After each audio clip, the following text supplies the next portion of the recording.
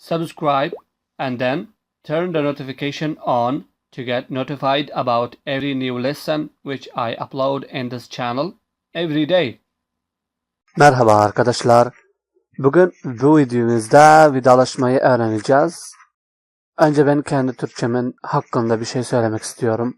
Eğer ben yanlış bir şey söylersem ya da telaffuzum yanlış olursa beni yorumlarınız ile düzeltebilirsiniz. Çok mutlu olurum. Çünkü benim Türkçem o kadar iyi değil. Bildiğim kadarıyla Türkçe konuşuyorum. Şimdi dersi başlıyoruz.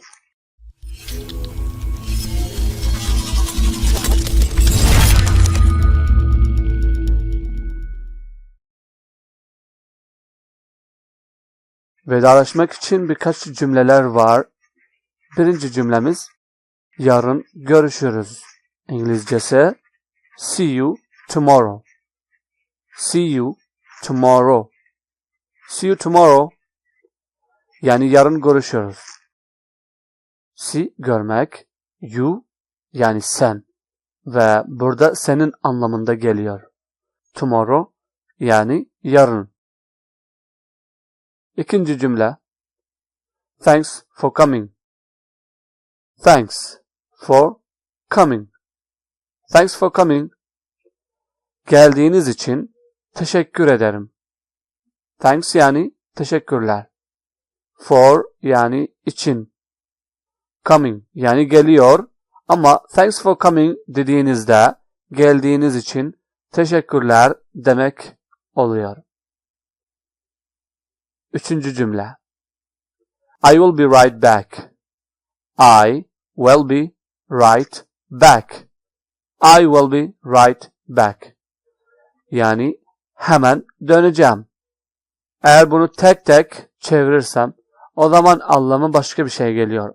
Ama cümleyi böyle öğrenirseniz o zaman doğru geliyor. Mesela I will be right back yani hemen döneceğim. Dördüncü cümle. See you later. See you later. See you later. Yani sonra görüşürüz. See you later.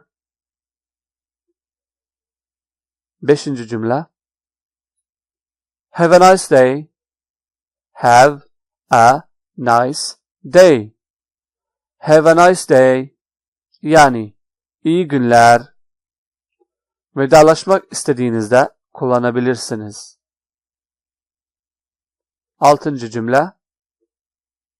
Goodbye. Goodbye. Bu çok kolay. Hoşça kalın demek. Bu kadar bu videoda. Eğer videoyu faydalı bulduysanız lütfen beğenin ve paylaşın ve abone olmayı unutmayın.